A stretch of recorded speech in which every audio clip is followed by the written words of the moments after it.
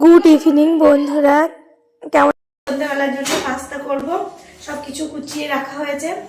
এরপর শর্টকাটে তাড়াতাড়ি হয়ে যাওয়ার জন্য আমি ছোট্ট করে দুটো সিটি দিয়ে নেব, তাড়াতাড়ির মধ্যে হয়ে যাবে।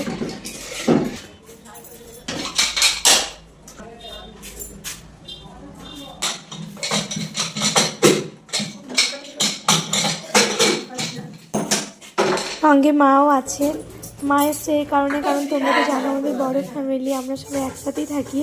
খুন্তি বা অন্য কিছু যদি না খুঁজে পাই, ওই জন্য মা আছে, পাশে চলে এসেছে।